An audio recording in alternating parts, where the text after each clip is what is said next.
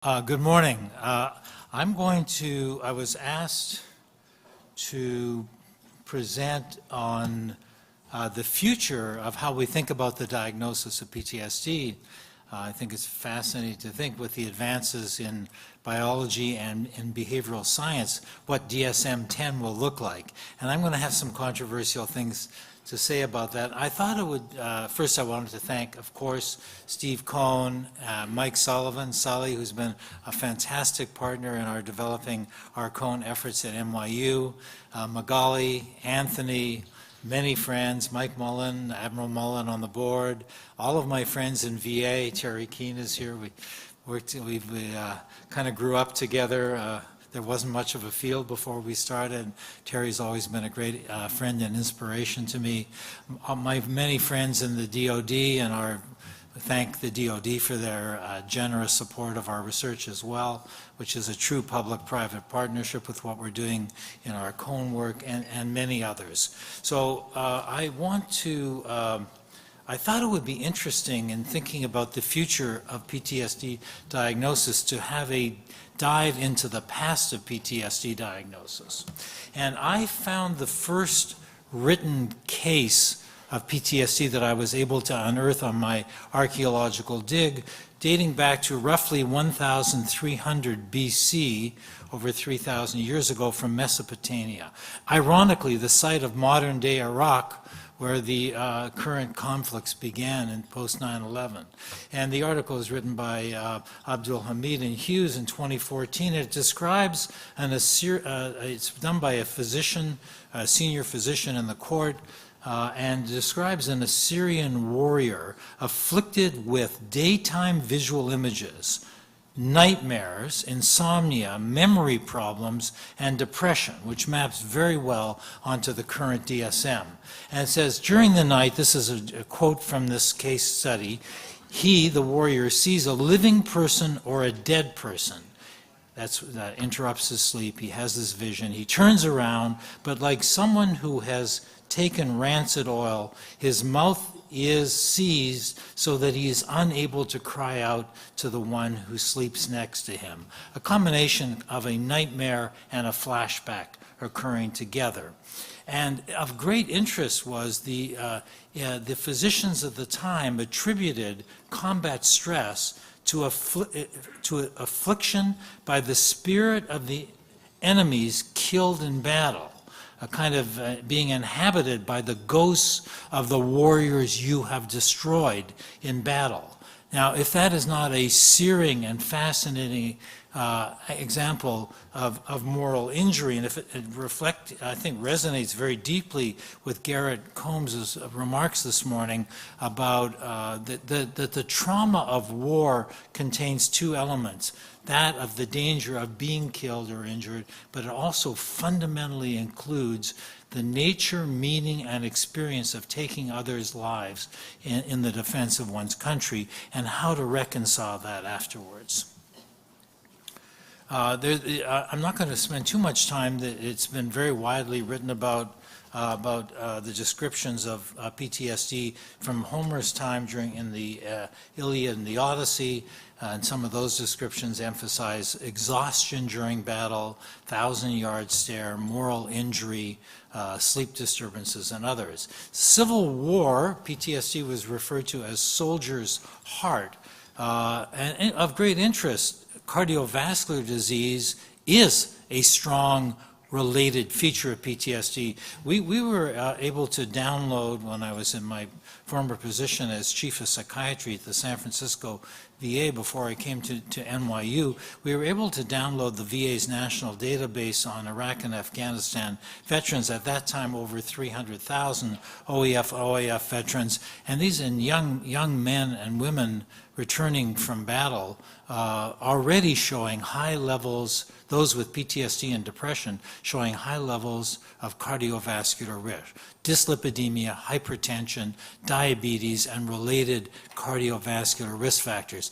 I only mention that because there's a tendency on our part historically to dismiss previous conception, soldier's heart. But in fact, soldier's heart deeply resonates with what we understand about modern-day PTSD. Some of the earliest civilian cases that I found were in 19th century, from 19th century European literature, a condition called railroad spine, in which there's a high number of train wrecks in the 19th century in Europe, and it was believed that the subsequent nightmares and other irritability and sleep disturbances were caused by spinal compression during these accidents. In fact, it's probably some combination of TBI and post-traumatic stress disorder. The history in World War I is fascinating. I would say another thing which is remarkable, that prior to 1980 and the codification of PTSD in the DSM, the history of post-traumatic stress disorder was intense interest, great clinical descriptions, and treatment innovations occurring with each war throughout major war throughout history, and then the disorder going underground in some way between wars. So during World War I, which was a war of enormous battle stress, given the conditions on the field, there was intense interest in psychiatry in post-traumatic stress related to combat. Freud, this is one of the first definitions I could find. One of the interesting questions is, we know more or less what neurotrauma is in TBI, but what is actually psychic trauma? How should it be defined? This was Freud's definition.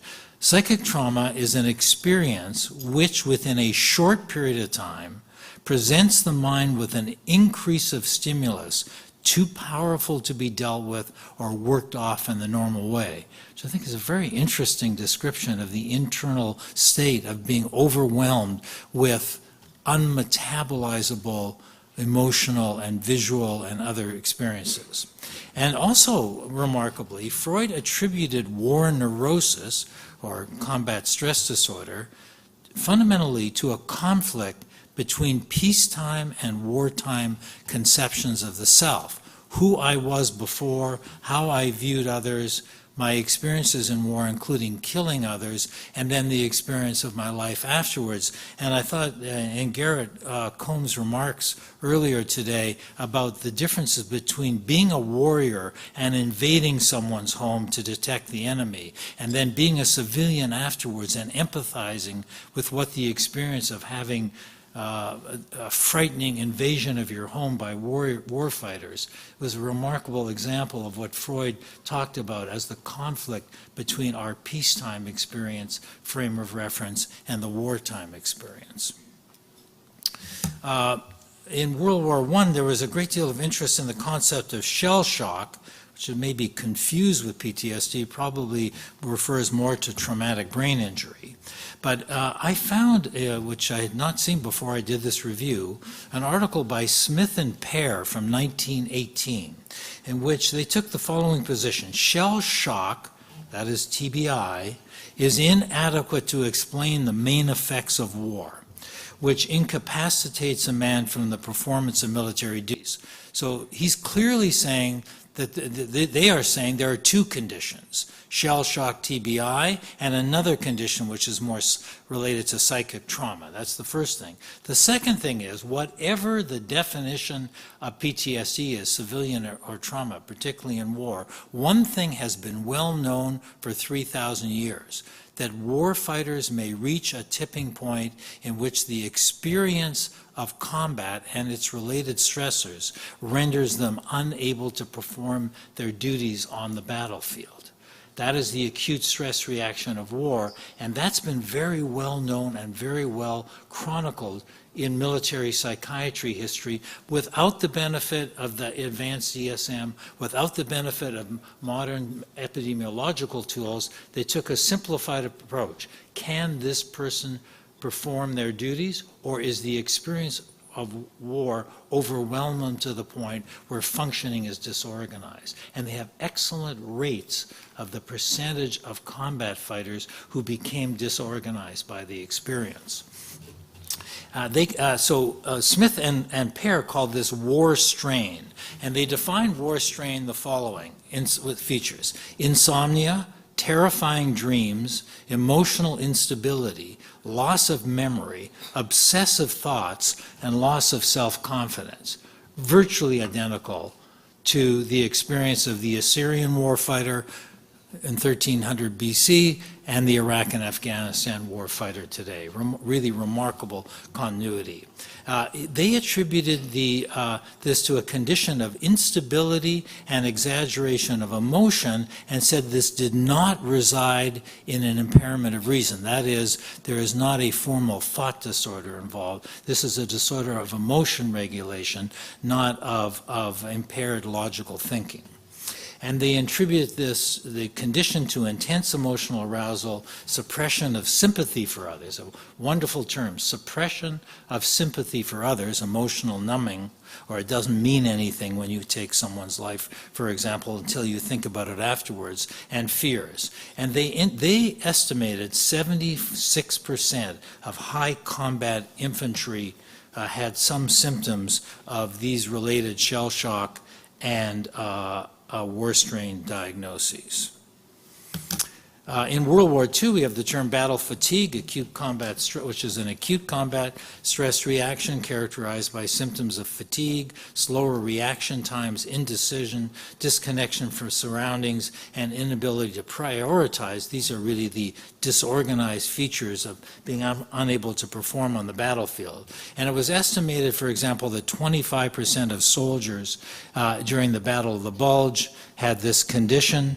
And 50% rates among those in very high sustained combat units, quite similar to the rates that General Corelli reported from internal military records on sustained high combat troops in the Iraq and Afghanistan conflicts. And of great interest, military psychiatry reported during World War II that there was a time when the number of psychiatric casualties far exceeded those of physical injury and threatened the mission of the Battle of the Bulge, a decisive battle in World War II. So it has been known inside military psychiatry that acute combat stress reactions are the single most important threat to the ability of an army to perform under high sustained combat conditions, even greater than physical injury. A historical footnote from World War II. We've been very interested in our work together in VA, DOD, and in the Cohen supported network on the issue of stigma. I thought this would be interesting to revisit these comments of General Patton. Patton famously, as you know, was in the movie, slapped several soldiers who had been suffering from battle fatigue. But this I didn't know. He yelled at a medical officer, "Don't admit this yellow bastard. There's nothing the matter with him. I won't have the hospitals cluttered up with these sons of bitches who haven't got the guts to fight." That was the view among military leadership during World War II. And I think it's remarkable to think the tremendous movements we've made with Admiral Mullen, General Corelli, General Amos, many others taking tremendous courage, the courageous step of trying to counter this. And President Roosevelt, this is pre-tweeting, so the way people tweeted in World War II is they wrote a letter to the president.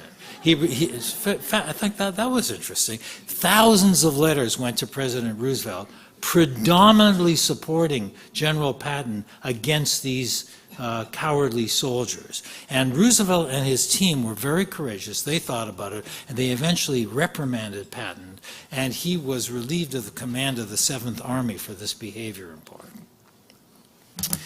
Vietnam War. The Vietnam War dominates our thinking about contemporary views of PTSD, the Vietnam Syndrome.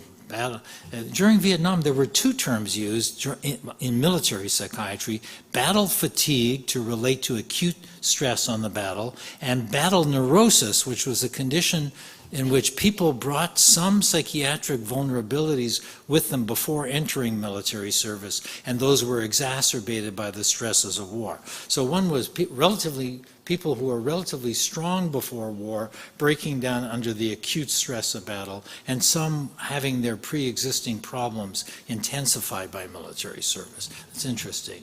Now, I found an article reported in the American Journal of Psychiatry, authored by Bourne in 1970, in my historical dig, that said the Vietnam War, this is in a top American psychiatric journal, the Vietnam War is the war with the lowest rates of psychiatric casualties in history, and this is right after Tet Offensive and all major battles, and this was attributed by him and others to a model called PI. Proximity, immediately, and expectancy. Basically, you don't send people home if they're injured on the front psychiatrically. You treat them right there, you give them rest, and you give them the expectation to return to battle. So this PI model was believed to be a definitive prevention strategy, and the Vietnam War was going to be the first war without major psychiatric problems. Well, as you know from our own work and others, that the lifetime risks from Vietnam are high. In our most recent 40-year follow-up, 26% of Vietnam veterans living today develop PTSD or major features of it at some time in their life. 10.8% of them have significant symptoms today, 40 years after the war.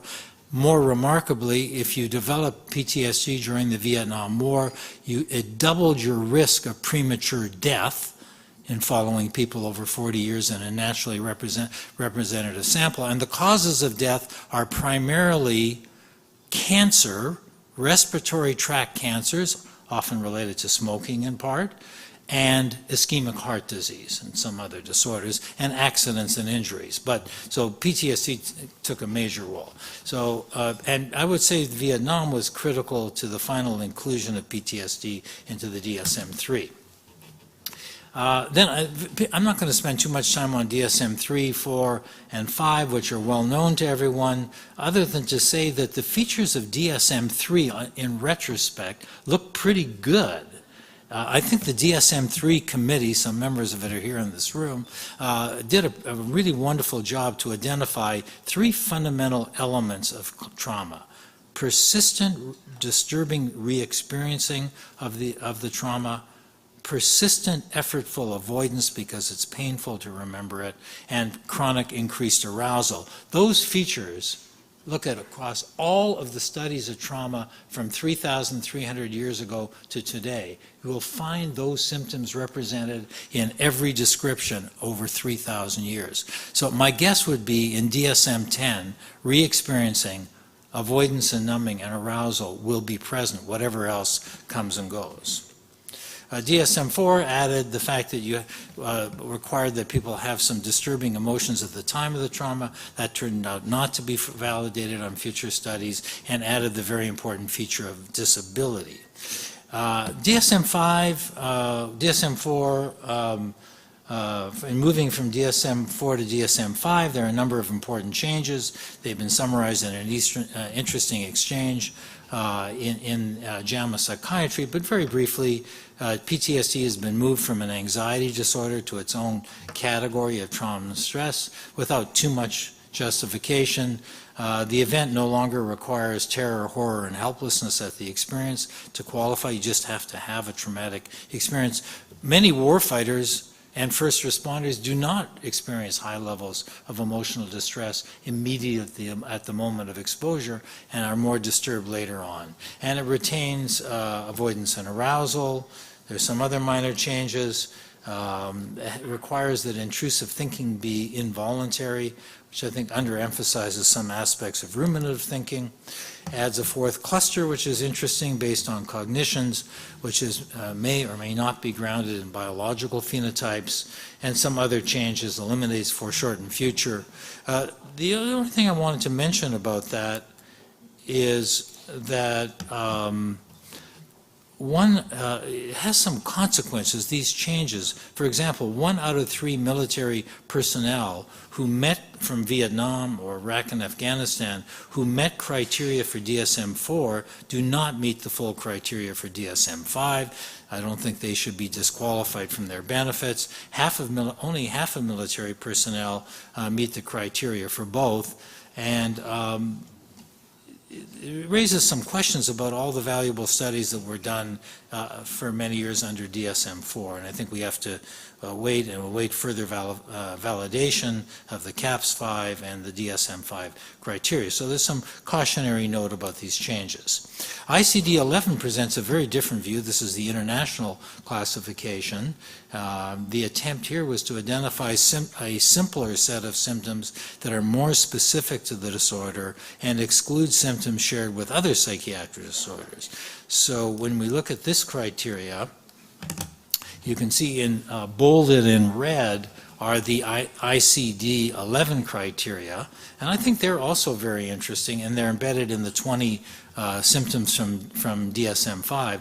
And I think also if you look at the symptoms that have been retained in ICD-11, I'll just read them quickly. Nightmares, dissociative reactions, some trauma-related thoughts and feelings and response to external stimuli, hypervigilance, and exaggerated startle. They're very interesting. It's a minimalist set of symptoms, but again, in my historical review, almost every military and civilian report that I found over thousands of years included those symptoms in some significant way. So it raises a question of whether those symptoms might have a particular importance and might be more closely related to the core psychology and biology of PTSD. That's to be determined. Now, I'm going to conclude by just talking about some limitations of our current classification, and with the advances in cognitive, behavioral, and biological science, where we might go in the future towards a more sophisticated and more objective way to diagnose PTSD. So the obvious problems, to summarize, with the existing DSM system is that PTSD is not a single thing. It's highly heterogeneous. When we work in clinical practice with a civilian or military trauma patient, there are many nuances that don't map perfectly from person to person. So there's heterogeneity in symptom presentation. There's heterogeneity in biology, for reasons which I'll mention, which complicates biomarker discovery and new drug development, and complicates behavior therapy as well. There are somewhat fuzzy boundaries between PTSD and its common comorbidities, depression, other disorders. There are important differences: age, genetic ancestry, culture, gender, ethnicity, all contribute to variability on how PTSD presents clinically and biologically. Relying on self-report, which we do heavily, there are more symptoms, self-reported symptoms, than there are actually objective signs in the DSM-5. And self-reporting may be biased. For example, among military populations, there may be underreporting and sometimes overreporting. The DSM-5 is not explicitly grounded in molecular or circuit neurobiology. The majority of symptoms are not grounded in observable and measurable behavior. The approach is categorical, not dimensional.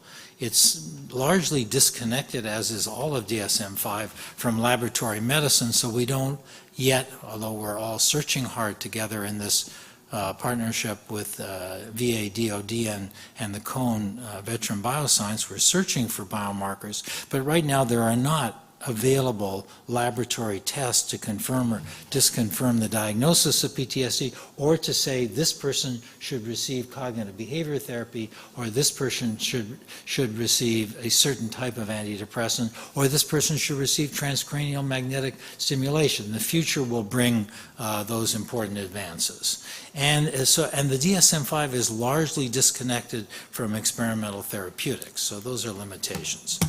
Now, briefly, I'll conclude with some thoughts about next generation taxonomy. Where are we going next? I think we have to address the biological and clinical heterogeneity of PTSD. We need to emphasize measurable behavior and objective brain behavior relationships. We need a framework for linking animal and human studies. We need a framework for accelerating biomarker discovery. And we need a framework for accelerating discovery of targets for experimental therapeutics.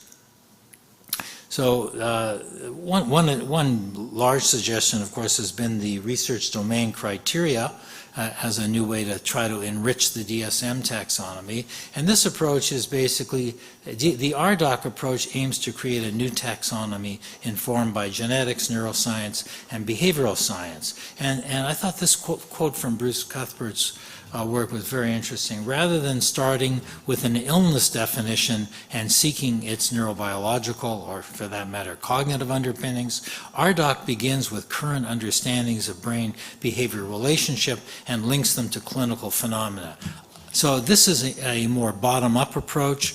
I think the future of PTSD diagnosis will be enriched by this framework, but will not replace 3,000 years of astute clinical observation. So the fact that RDoC is going to generate some molecular profiles, and we're following this approach, does not mean that the descriptions I gave from 1,300 years ago from the Assyrian warfighter will be any less valid. They will continue to be important. So somewhere, the bottom-up approach, mining all of these important biological variables, is going to have to meet the top-down approach of our very, very astute clinical observations of stress in war and civilians for 3,000 years, which are largely convergent and consistent across cultures, time, wars, and civilian trauma. The RDoC approach emphasizes 5 different domains, which I'm not going to dwell on excessively in the interest of time, but includes negative and positive valence systems, cognitive systems, social process systems, and arousal and emotion modulatory systems. We're studying all of those in our DoD systems biology approach and in our Cohen collaboration. There are 7 units of analysis: genes, molecules, cells, neural circuits, physiology, behaviors, including cognitive behaviors, and self-reports. And all of these are being mined in our projects, and we integrate them in a systems biology approach. In terms of the most promising phenotypes we're looking at, there are neurocircuit, molecular, and behavioral phenotypes. And we have been, through collaboration, this is primarily the work of Israel Librazon, who will be presenting this afternoon, and Arik Shalev. The 3 of us are collaborating on an article on this topic, and we're looking at trying to identify the neural circuits which may be central to PTSD. We're studying them in all of our collaborations as well, and in the Cohen Veteran Center. And these are fear learning circuitry, threat detection circuitry, context updating circuitry, and arousal and emotion regulation circuitry. And I'm not going to go into the great details of this. Israel's going to talk about this afternoon, other than to say that for each of these circuits, there is some emerging understanding from functional brain imaging and other studies about the brain circuitry that's involved in normal and abnormal fear learning, involving structures such as the amygdala, hippocampus, insula, and prefrontal structures, in threat detection, the fact that people with PTSD are biased towards threat appraisal and threat detection, the circuitry of that is emerging.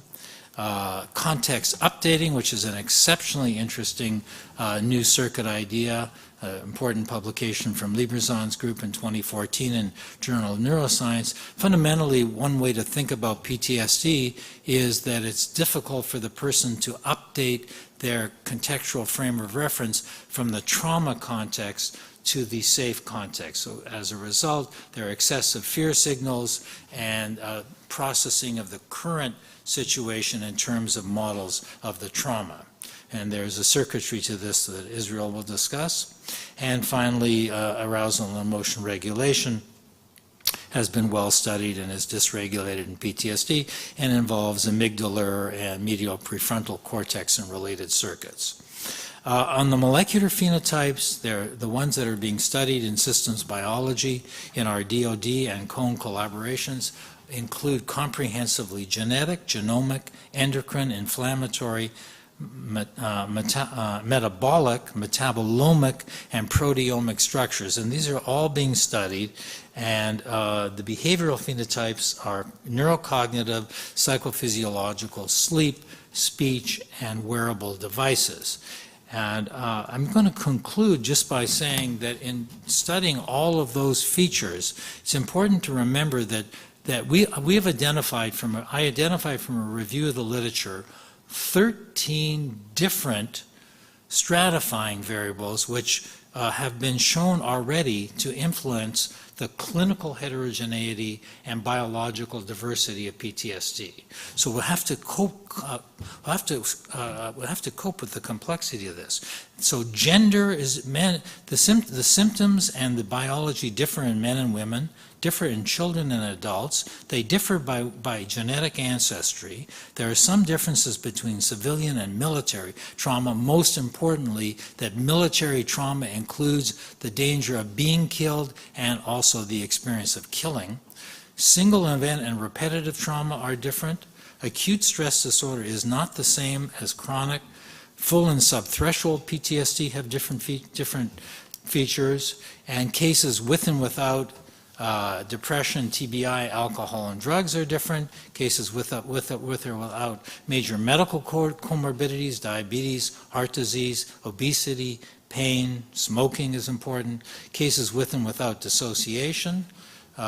Cases with and without medications present biologically differently, and those with and without neurocognitive impairment. Amit Etkin will talk about that today as well. And also PTSD has different courses. Some people recover, some people wax and wane, and some people get worse with time. And I just conclude by saying that in our DoD systems biology studies and in our Cohen Veteran Center, we are attempting to study all of these elements, and we are looking at all of these behavioral and biological phenotypes with two goals: to advance objective diagnosis and to discover targets for new treatments. And if you look across this model, which includes many different kinds of variables, we have promising new signals in imaging, particularly in functional brain imaging, in blood markers, particularly in metabolomics and in endocrine markers, in EEG circuit markers, in voice spectral analysis, and in some other biological tests. So we are moving the needle forward. There's a lot of complexity, and the future of PTSD and maybe other neuropsychiatric disorders will be the integration of these advances in clinical and biological phenotyping. So I'll stop at that point. I've gone a few minutes over, and thank you for your attention.